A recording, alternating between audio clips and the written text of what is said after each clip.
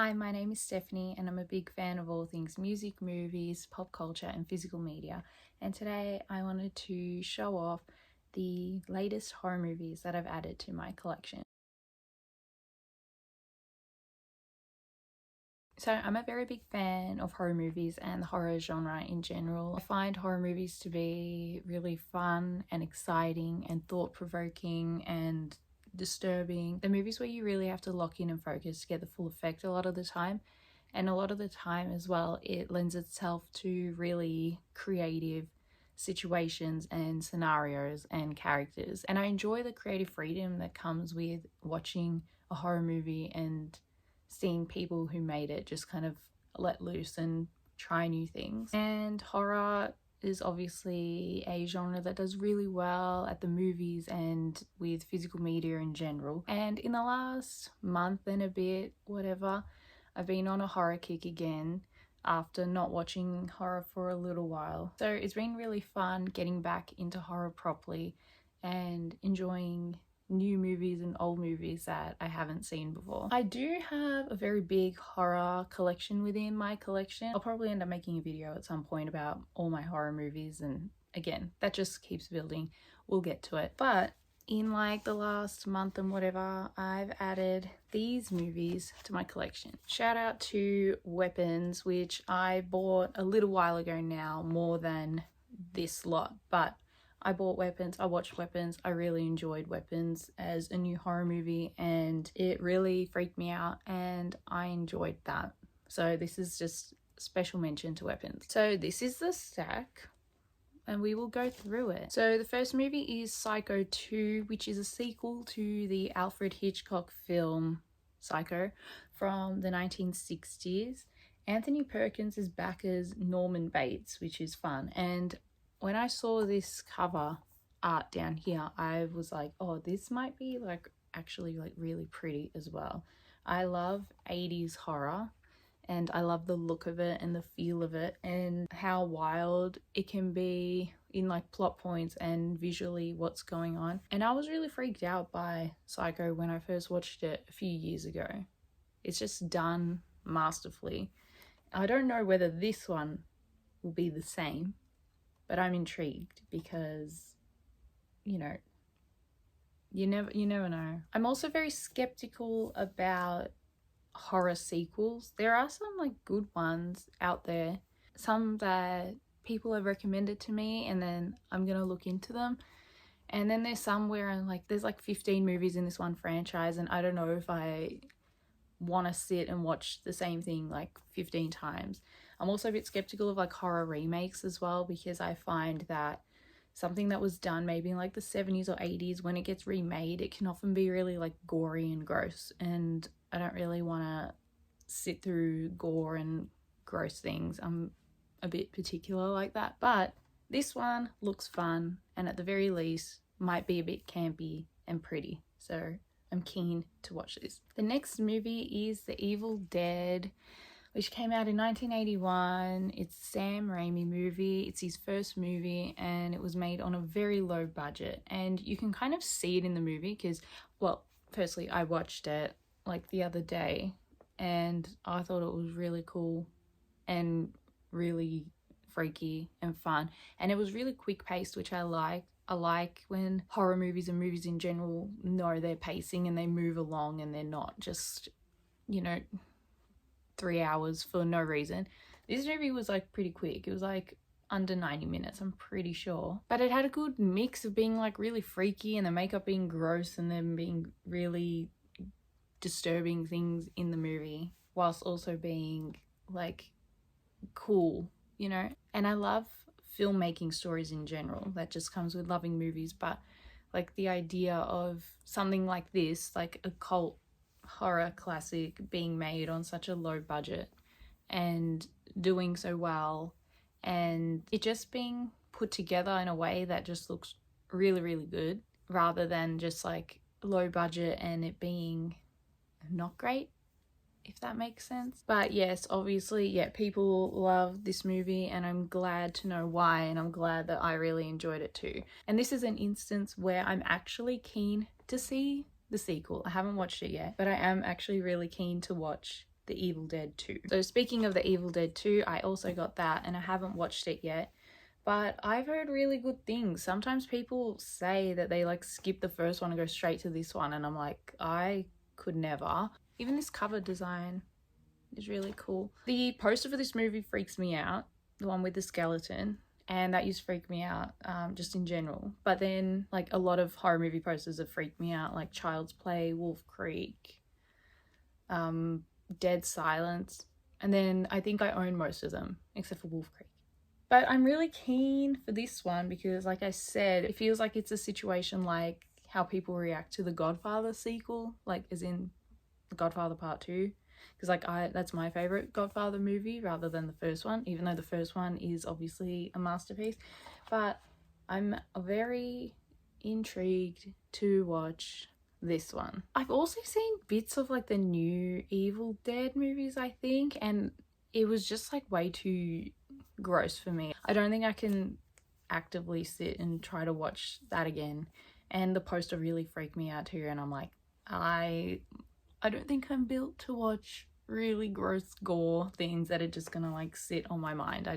I cannot. The next movie is Keeper, which is an Osgood Perkins movie. And speaking of the Perkins family, Osgood Perkins is the son of Anthony Perkins, who plays Norman Bates in Psycho. He made the film Longlegs, which I love.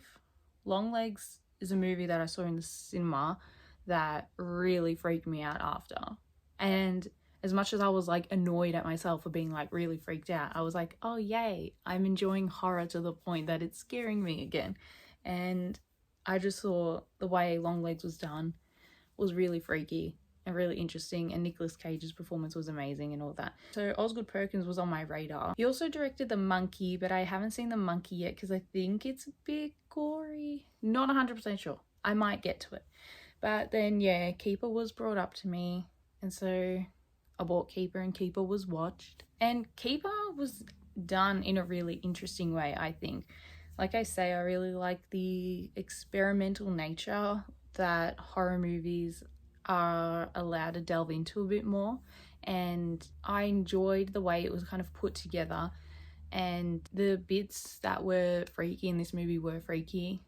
And it was like full of like, yeah, random jump scares and weird stuff and things that make you think later and that will freak you out after. That happened to me.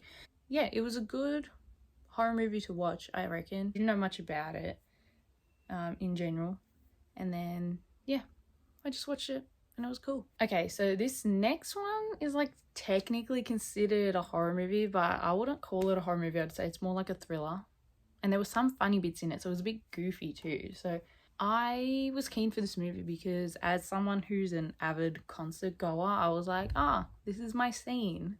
I don't want my scene to be scary. And I had seen the trailers for this movie. This is an M. Night movie. And I've seen a few of M. Night's movies. I've seen like The Village, The Sixth Sense, The Visit, Signs, Split, and Glass. And now this.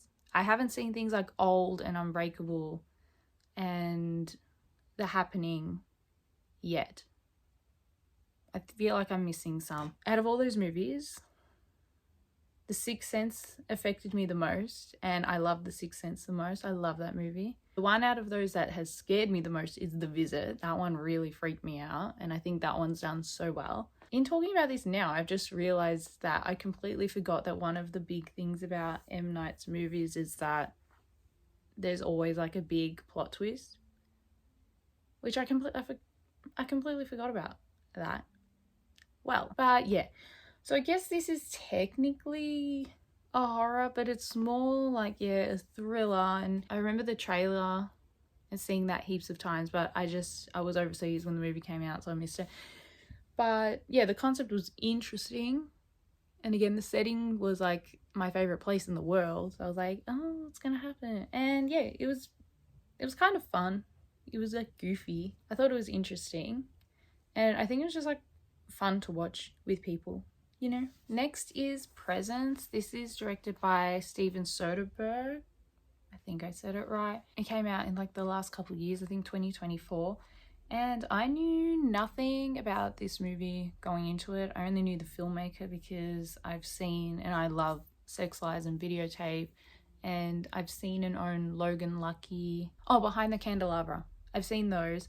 And then he's directed like heaps of big movies, like a Magic Mike sequel and the Black Bag that came out recently. Anyway, there's like a whole heap of movies of his that are like on my watch list. But yeah, I had no idea about this movie going into it, and I don't know if this is a spoiler or not because I never saw a trailer, but pretty much the concept is that it's like you're the ghost, and so everything is shot almost like it's floating around, and it's you like listening in on conversations and you interrupting conversations because you're the ghost.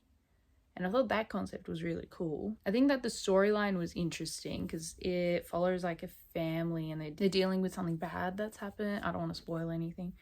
Something bad has happened and the family is dealing with it. And based on that, other stuff is happening. This is a really, really vague description, but I thought, like, after seeing many horror movies, this was an interesting way to go about a horror. I've never really seen that sort of thing before. The next movie is Shelby Oaks, which came out, I think, in 2024. I think it's a movie by Chris Stuckman, who I used to see doing reviews for movies on YouTube, which is pretty cool. And yeah, this movie was freaky. There were certain things in it that I was like, oh my god, yeah, no thank you. I was just reading the back and it does say the Blair Witch Project meets Hereditary, and that's how I would probably describe it as well, more or less. I think it was very influenced by the Blair Witch Project, which of course is a horror movie classic, and found footage and that genre of things are always really freaky and fun to watch because it's so nerve-wracking and again freaky and uncomfortable as well. But yeah, this is about a group of like people who post videos on YouTube looking for paranormal things, and then it's like a hoax, but then it's actually not a hoax, something along those lines. And yeah, there were some jump scares in this and some scary stuff, which again, this is what I want to be scared a little bit, not to the point of like freaking out, but I want to be like scared a little bit when I watch a horror, and this did that for me. Most of these that I've seen so far had at least a moment of like, oh my gosh. But yeah, Shelby Oaks. The last movie in this pile is Hellraiser, which is directed by Clive Barker, and it is from 1987. This is a movie that's been on my radar for ages. Even the backs, oh, it's really gross, but like, it's fun. Yeah, this movie's been on my radar for a while. Again, when you're into horror movies and stuff, a lot of these movies just come up and then you either put them to watch later or you don't. It's just never ending, this genre, which is cool. But at the same time, I want to fill in gaps in like classic ones and cult ones that are out there that I haven't seen yet. I really enjoyed this movie. I enjoyed the way it was shot and the way it was like put together and the look of it. It was really gross. Was not a fan of that. I get it. Like, I'm not hating on it for that, but it was like gross. Ew. But I really enjoyed this like storyline. It was really bizarre and really gross. And I think that's, yeah, part of horror as well, obviously. I have heard good things. People have been telling me to have a look at the second one, so I'm going to try to see if I can track it down and watch that. This one has a lot of movies, I believe, and some remakes and things. I'm not really interested in the remake right now, or remakes, if I'm honest.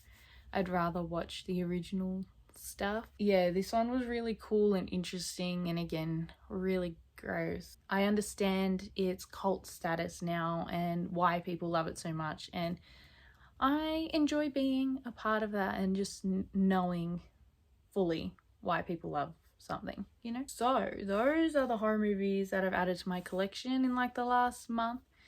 I've watched, yeah, let's do the math. 1, 2, 3, 4, 5, 6.